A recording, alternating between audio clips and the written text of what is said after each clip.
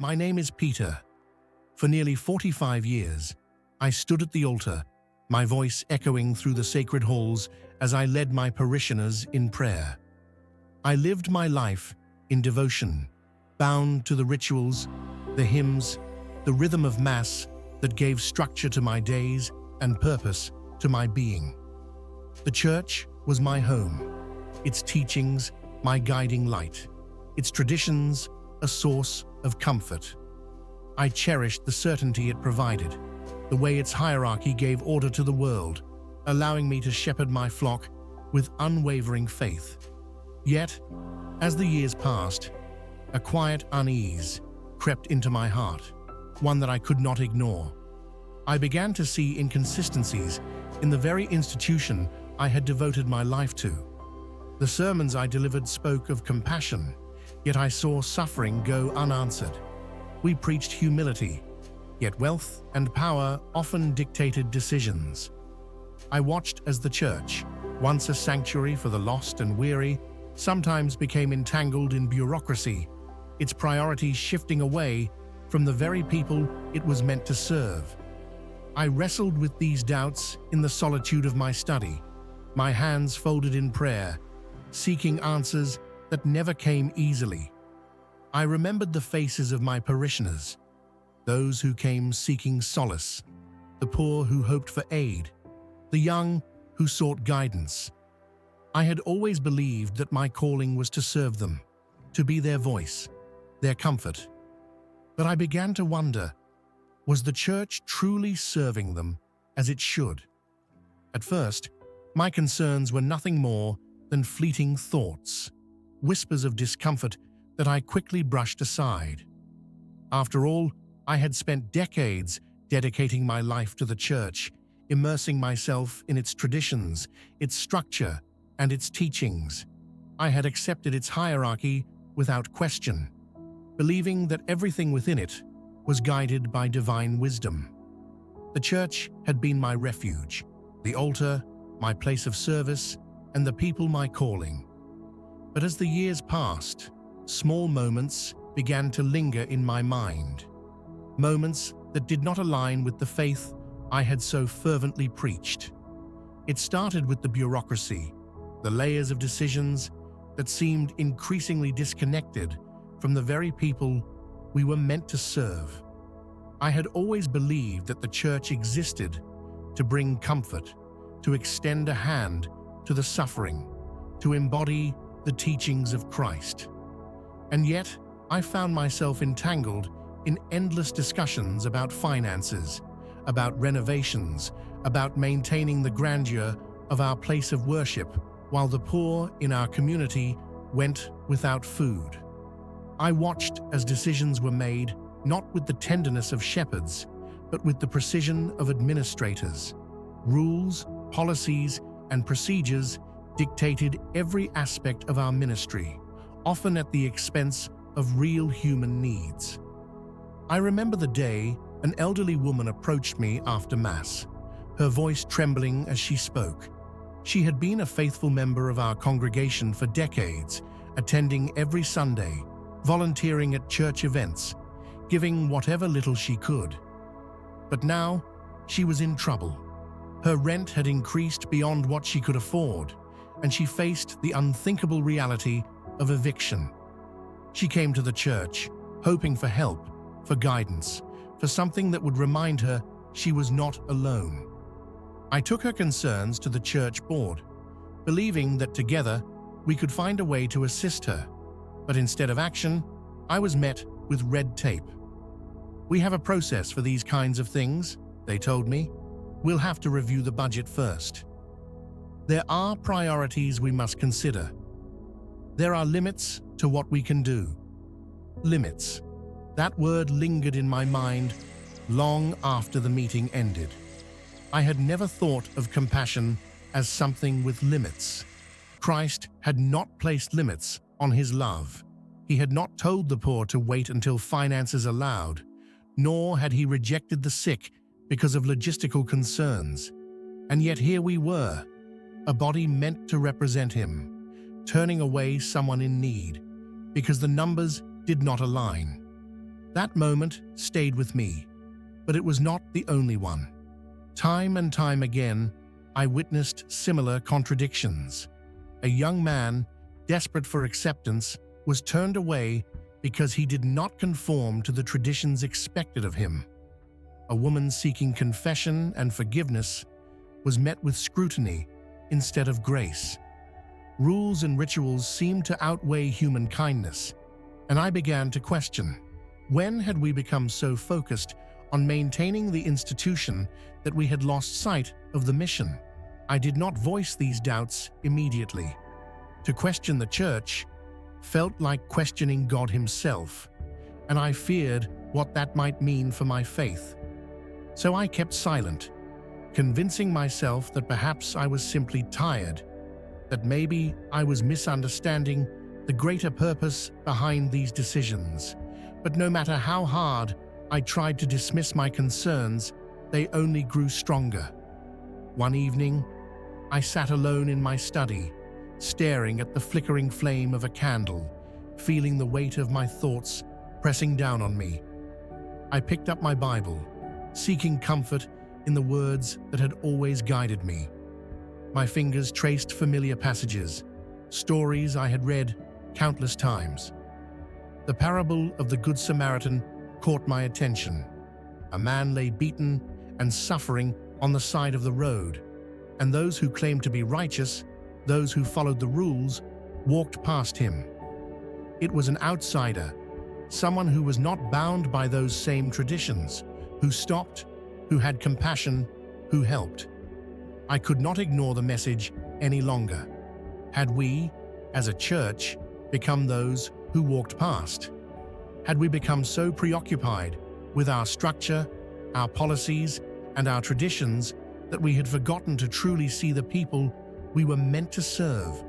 But before I could find an answer, life, or perhaps something beyond it, intervened in the most unexpected way. It happened in an instant. One moment, I was standing at the altar, leading my congregation in the sacred rites of the Mass, and the next, a crushing pain exploded in my chest.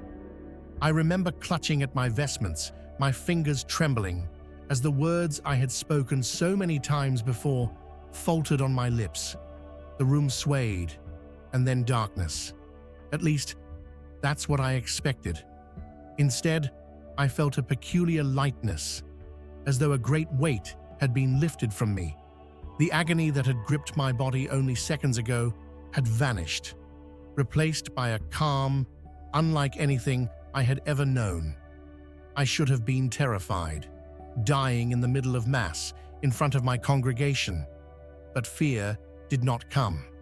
Instead, I opened my eyes, and to my astonishment, I was no longer bound by the body that had betrayed me. I saw myself lying on the cold stone floor of the church, my arms spread out, my face unnaturally pale. I watched as parishioners rushed toward me, their voices rising in panic, their hands desperately shaking my shoulders. Some prayed, their words hurried and pleading. Others scrambled for help.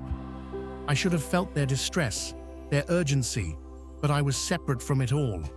I was merely an observer, hovering effortlessly above the scene, unburdened by the pain, the fear, the limitations of my earthly form. Then I became aware of something else, a presence. A radiant light surrounded me, enveloping me in warmth so profound that it penetrated every part of me. It was not the harsh glare of the sun, nor the flickering light of candles in a dim church. This was something purer, softer, yet infinitely more powerful. It was everywhere and within me all at once.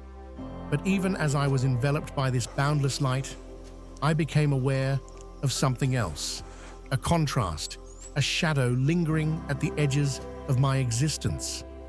I never expected to stand between light and darkness. For years I had preached about good and evil, salvation and sin, heaven and hell, but I had always spoken of them as absolutes, separate and distinct. Yet, in that moment, Suspended between something so radiant and something so empty, I realized the truth was far more complex. It began with the light. It wasn't just light in the way we know it. It was a presence, a warmth, a love so complete that it filled every part of me.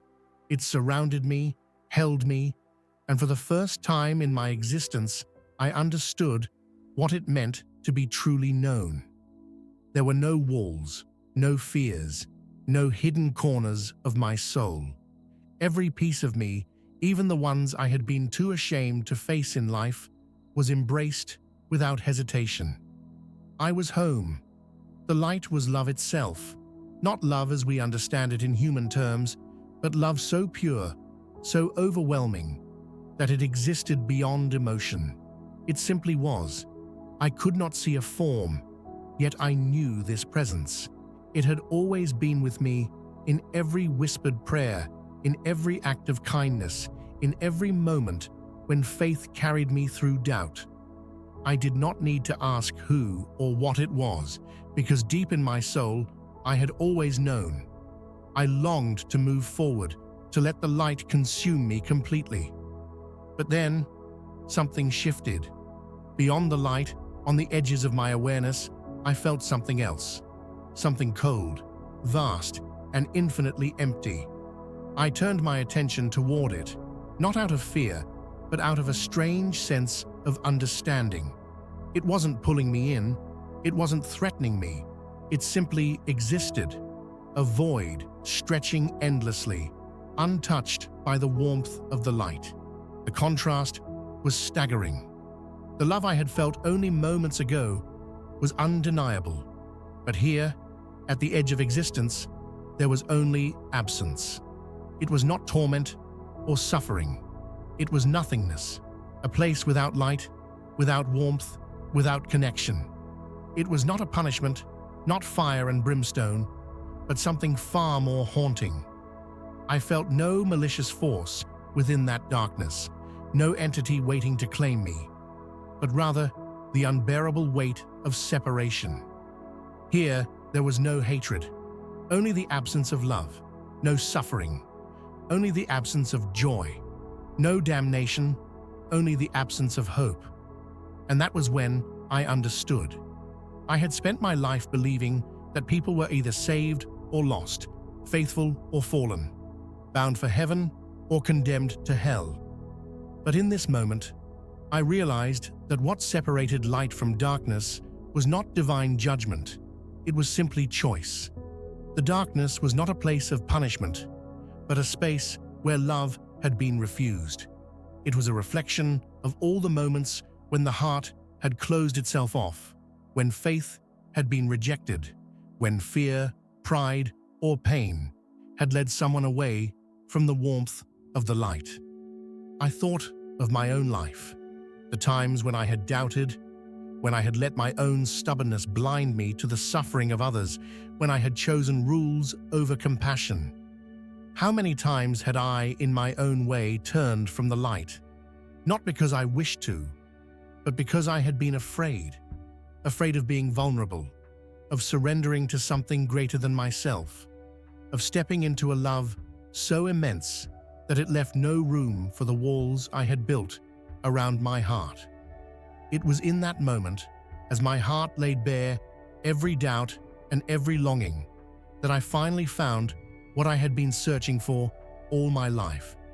I had spent my entire life seeking him, but nothing could have prepared me for the moment I finally stood in his presence.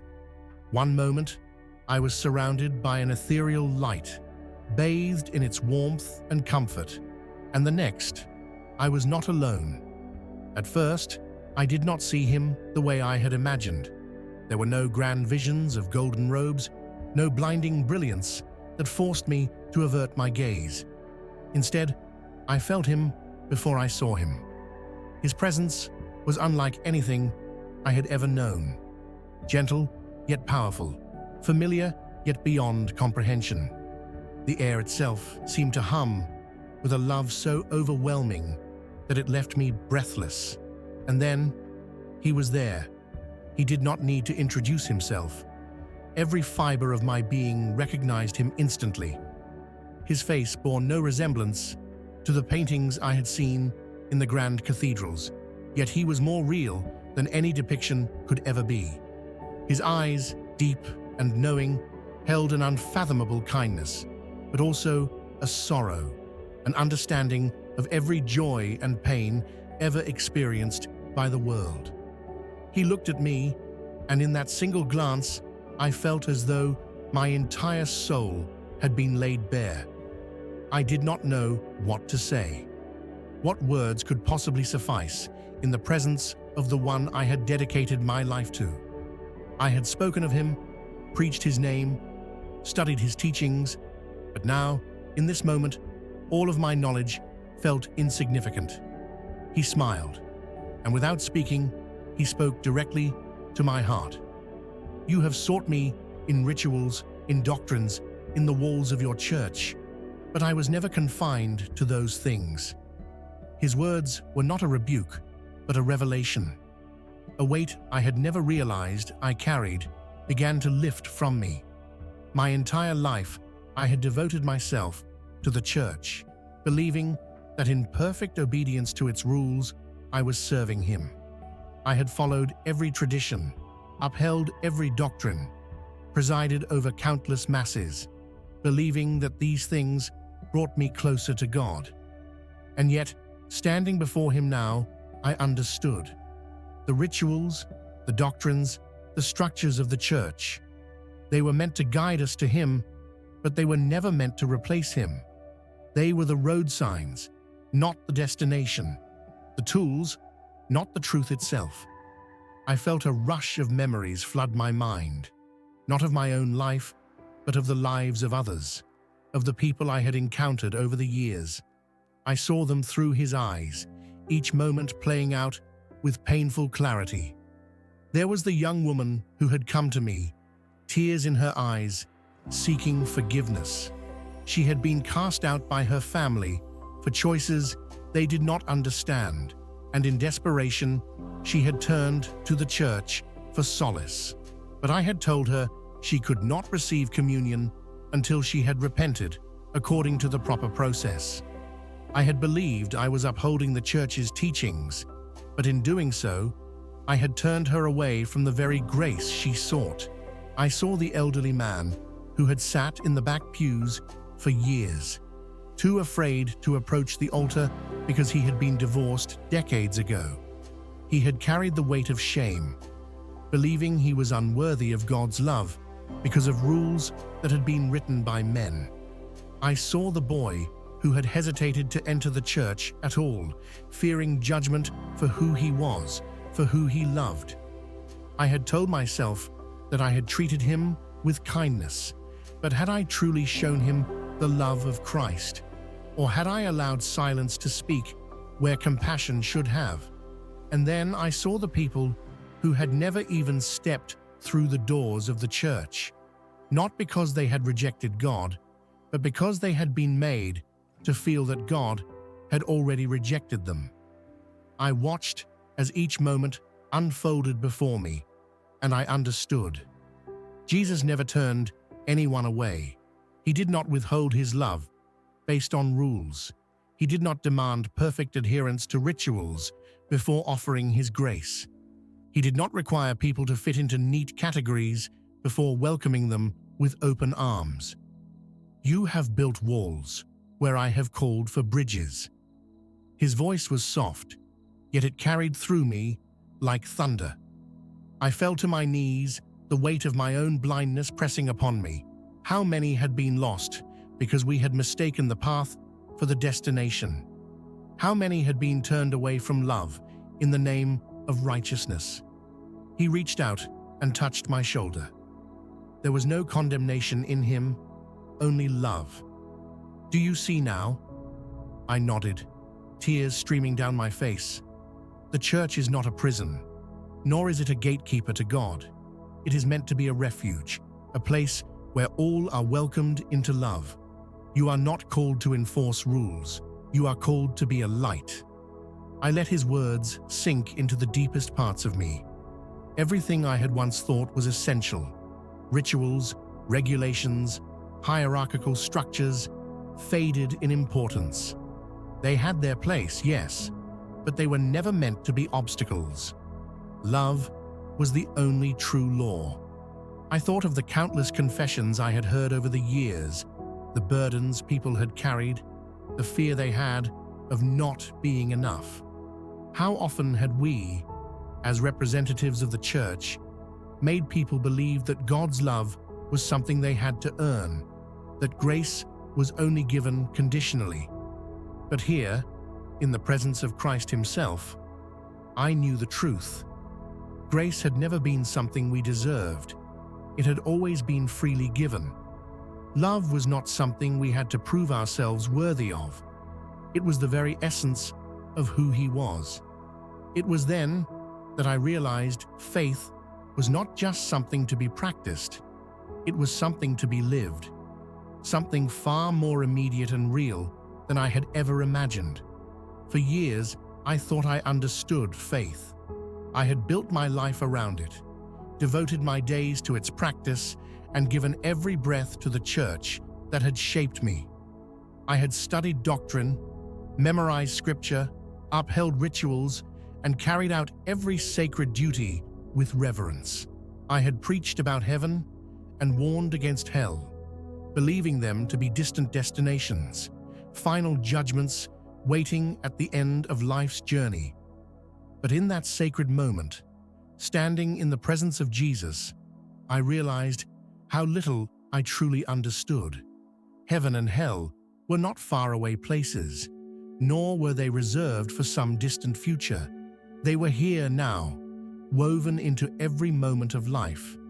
I had spent years teaching that faith was about preparing for eternity, but he showed me that faith was about living, right here, in this world, in this breath, in this choice. I looked into his eyes, and there was no judgment there, only love. The kind of love that stripped me bare, that made me see myself with absolute clarity. And in that clarity, I saw how I had spent my life enforcing rules, believing I was preserving the sanctity of faith. But now, I saw what I had often missed. Faith was never about rules. It was about love. Jesus did not speak in words, but I understood him perfectly. He did not command me to memorize more scripture or to adhere to stricter traditions. Instead, he showed me. In an instant, memories surged through me, but not in the way I had remembered them before. These were not just scenes from my past. They were living, breathing moments. I felt them, not just from my own perspective, but from the hearts of those who had been on the receiving end of my words and actions. I saw a woman kneeling in the confessional, her voice trembling as she admitted her sins. She had been seeking grace, but I had been more focused on the process of forgiveness, ensuring she followed the prescribed penance, rather than the spirit of forgiveness itself. I had believed I was doing what was right, upholding the structure of confession, but I had failed to offer her what she truly needed, the assurance that God's love had never left her. Then I saw a young man, hesitant as he stood at the church doors, his heart yearning for acceptance. But the weight of the church's rules had made him feel unworthy, as if he had to change who he was before he could be loved by God. I had greeted him kindly, yes, but I had also let silence take the place of welcome. I had not pushed him away, but I had not truly invited him in either. And so, he had walked away, believing that faith was something closed off to him. Moment after moment unfolded before me, each one revealing how, in my efforts to uphold tradition, I had sometimes failed to uphold love. I had measured faith by obedience to doctrine, but Jesus showed me that faith was measured by the way we love, not in grand gestures, but in the simple, everyday choices we make. Faith was not just reciting prayers. It was being present for someone who was lonely. Faith was not about attending Mass. It was about carrying that spirit of compassion beyond the church walls. Faith was not about avoiding sin out of fear. It was about choosing love out of desire. And the most striking truth of all, heaven and hell were not rewards or punishments waiting at the end of life. They were the consequences of how we lived it. I saw a woman who had spent her life in bitterness, choosing resentment over reconciliation, anger over forgiveness. She had built her own prison, not because God had condemned her, but because she had shut herself off from love. That was hell, not fire and torment, but separation from the very thing we were created for. And then I saw others, those who had lived with kindness, who had chosen compassion even when it was difficult. Their lives had not been perfect, but they had loved, and that love had drawn them closer to God, allowing them to experience heaven not as a distant reward, but as a presence, here and now. Jesus turned to me and I understood. Every single day, in every moment, I was either moving toward heaven or toward hell, not in a final destination sense, but in how I was shaping my soul. Every act of love brought me closer to God, and every act of indifference or judgment pulled me away. I thought of all the times I had been more concerned with preserving church traditions than with truly seeing the people who needed love. I thought of how often I had equated faith with obedience rather than with relationship. Jesus did not condemn me for these things. Instead, he showed me that I had a choice, just as every person did. I could continue as I had before, living in a way that upheld faith through laws and doctrines, or I could finally understand the real purpose of faith, to live with love so that heaven could be experienced now, not just later. With that final understanding, darkness gave way to awareness, and I found myself returning, not just to life, but to a world forever changed by what I had seen. I awoke with a sharp gasp, my lungs desperate for air, my body aching as though it had been weighed down by stones. The candlelight flickered around me, casting long shadows on the walls, and the faint scent of incense lingered in the air. I was back, alive, but I was no longer the man I had been before. For a long time, I lay still, my heart pounding, my mind flooded with everything I had seen, everything I had learned, the presence of Jesus, the radiant love that had enveloped me, the undeniable truth that faith was never about rules but about love. It all pulsed within me, more real than anything I had ever known. I had spent decades believing I understood faith, that it was a matter of obedience, of discipline, of carrying out sacred traditions with unwavering devotion. I had upheld the doctrines of the church, enforcing them as though they were divine law. I had believed that I was safeguarding the faith by ensuring strict adherence to rituals and teachings. But now, after standing in the presence of the divine, after seeing what lay beyond, I realized that much of what I had clung to was nothing more than a framework, helpful perhaps, but never meant to replace the true essence of faith, love. That was the truth Jesus had revealed to me. Love was the heart of everything. Not doctrine, not hierarchy, not the rigid enforcement of rules. These things were meant to guide us, not to bind us. Yet for so long, we had let them become chains rather than tools. I wanted to tell the world. I wanted to shout it from the rooftops, to take my parishioners by the hands and tell them that they had never needed to be afraid, that God's love had always been with them, waiting, embracing, longing for them to simply accept it. But I quickly learned that not everyone wanted to hear it. At first, I shared my experience cautiously. I was still weak from my ordeal, still recovering from what had happened to my body, but my soul was on fire with revelation.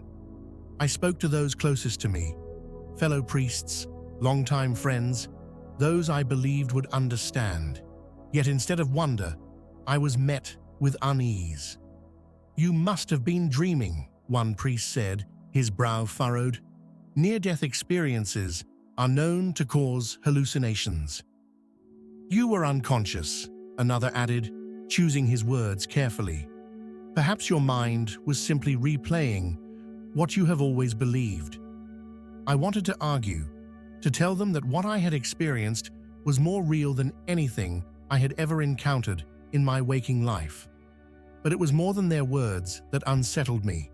It was the fear behind their eyes. I tried to explain that Jesus had not condemned the church, only that he had shown me how we had allowed the institution to overshadow the message, that the church was meant to be a path to God, not a gatekeeper. But this made them even more uncomfortable. A fellow priest, one I had known for years, placed a firm hand on my shoulder and whispered, "Be careful, brother. Questioning the structure of the church is dangerous." That was when I knew what I had seen, what I had learned. It would not be welcomed. Word of my experience spread quickly, and within days, I was summoned to meet with the bishop. It was not framed as a disciplinary action, but I knew better. The bishop sat across from me in his grand office, surrounded by towering bookshelves filled with theological texts, the air heavy with the scent of old parchment and wax. He folded his hands on the polished mahogany desk and regarded me with careful scrutiny. "I have heard that you have been speaking of your experience," he began, his tone measured. "That you claim to have met Jesus himself." I nodded. "I did not just claim it, Your Excellency. I know it." He sighed, shifting in his seat. "I do not doubt your sincerity, my son, but you must understand the dangers of what you are saying." I furrowed my brow. How can speaking of God's love be dangerous? He hesitated. "Because it contradicts the teachings we have upheld for centuries. The church has been built upon structure, upon discipline, upon doctrine that has guided the faithful for generations. If we begin telling people that rituals and rules are secondary to personal experience, what will become of the church?" I shook my head. "I do not wish to dismantle the church. I only wish to show that it is not the church that saves us. It is God's love. That love is not limited to those who follow our traditions perfectly. It is for everyone." The bishop exhaled slowly, steepling his fingers. "Do you understand what you are implying? That centuries of doctrine, of sacred teachings, are wrong?" "No," I said firmly. "Not wrong, just incomplete. The church has preserved Christ's message, but at times we have distorted it with human rules, with fear, with exclusivity." His eyes darkened. "That is dangerous thinking, my son." I clenched my fists. Then why did Jesus himself show me this truth? The room was silent for a long moment. Then, the bishop leaned forward, his voice softer, but no less serious. "If you continue down this path, you will face consequences." I knew what he meant. He did not have to say the words. For the first time since my return, doubt crept into my heart. I had been so certain of what I had seen, of what I had learned. But now, standing on the precipice of losing everything, the church, my position, my community, I wondered if I had the strength to continue. Could I truly defy the institution that had been my home for so long? I spent long nights in prayer, searching for guidance, asking for clarity, and in those moments, I felt his presence again, not in a grand vision, not in a radiant light, but in the quiet certainty deep within me. I knew what I had seen, I knew what I had felt, and I knew that I could not turn my back on the truth. The weeks that followed were filled with tension. My sermons began to change. I spoke less about dogma and more about love, less about obedience and more about compassion. I stopped emphasizing fear and started emphasizing grace. Some parishioners embraced the message, others looked at me with suspicion, whispering among themselves. It wasn't long before I was called to another meeting with the bishop. This time, there was no gentle warning. There was an ultimatum. "Cease these teachings," he said, his voice firm, "or face removal from your position." I closed my eyes for a long moment, breathing in the weight of the decision before me. I thought of Jesus, of the love I had felt in his presence, of the undeniable truth that heaven was not something we waited for. It was something we chose every day by living in love. And I knew what I had to do. I stood, meeting the bishop's gaze. "I cannot stop speaking the truth." His expression remained unreadable. "Then you leave me no choice." With that final decision, I stepped into the unknown, not away from my faith, but toward it in a way I had never imagined. I stepped away from the pulpit, away from the grand cathedral halls, away from the titles and robes that had once defined me. But I did not step away from my faith. If anything, I walked deeper into it, into a faith unburdened by rigid traditions, into a faith that was no longer confined by doctrine, but lived in the quiet, simple acts of love. At first, the transition was unsettling. I had spent my life following a structure, bound to rituals that gave me purpose. Now, without them, I had to redefine what it meant to serve. But I realized that true faith was never about the rules. It was about the people.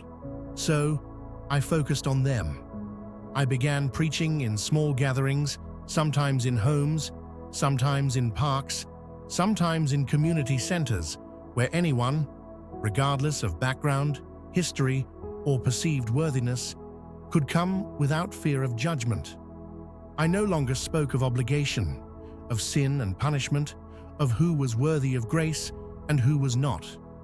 I simply spoke of love, of the God I had encountered in the place beyond this world, the God who did not demand perfection, but simply longed for connection.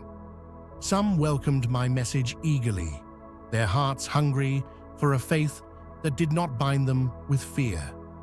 I saw people weep not because they were ashamed, but because they finally understood they were loved exactly as they were.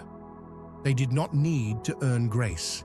It had always been theirs, but not everyone was ready for this message.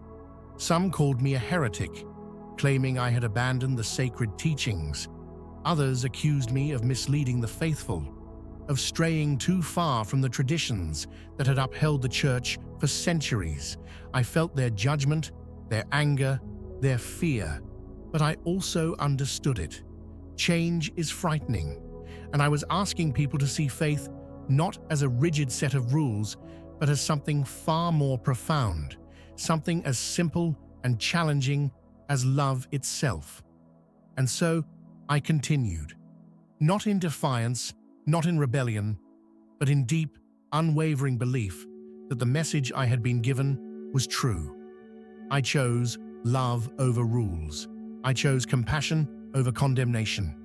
I chose to walk the path Jesus had shown me, not a path of power or institution, but one of humility, service, and grace.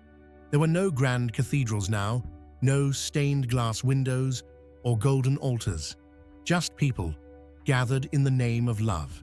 And in their faces, in their open hands and willing hearts, I saw something I had not seen in years. It was there, among them, not in doctrine, not in rituals, but in love itself, that I found the true essence of faith. For so long, I believed faith was about obedience, about following rules, performing rituals, and upholding traditions that had stood for centuries. I thought holiness was measured by discipline, by adherence to doctrine, by perfecting the outward expressions of devotion. But now, after everything I have seen, everything I have lived, I know that faith is not about blind obedience. It is about love. I have walked through fire and doubt, faced rejection and judgment, but I have also stood in the presence of something greater than I ever imagined. God's love, boundless and infinite. A love that does not wait for perfection, does not demand rigid adherence to rituals, does not measure worthiness by the standards of men. A love that simply is, always reaching, always embracing, always calling us home. I once preached about heaven and hell as distant realities, final destinations determined at the end of our lives. But now I understand. They are not places waiting for us after death. They are choices we make every single day. Heaven is not some distant reward. It is found in the way we love, the way we forgive, the way we extend kindness to those who need it most. And hell is not a place of fire and torment.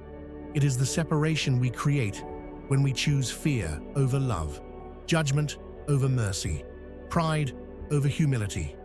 God is not confined to church walls. He is not found only in rituals or sacraments or institutions built by human hands.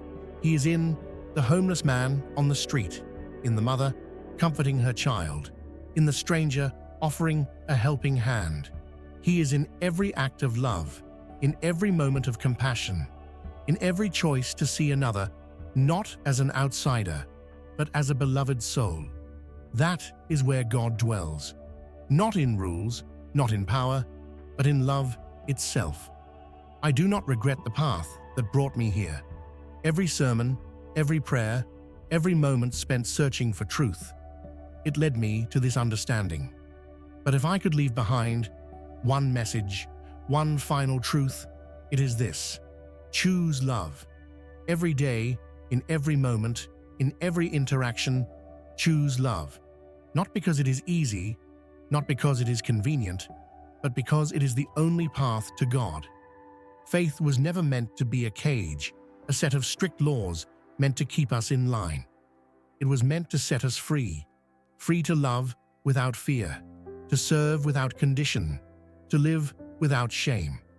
That is the faith I now carry, the faith I will walk in for the rest of my days. And when my time here is done, when I finally step beyond this life, I know I will not be asked how well I followed the rules. I will simply be asked, "Did you love?" And I will say, "Yes. With all that I had, I loved."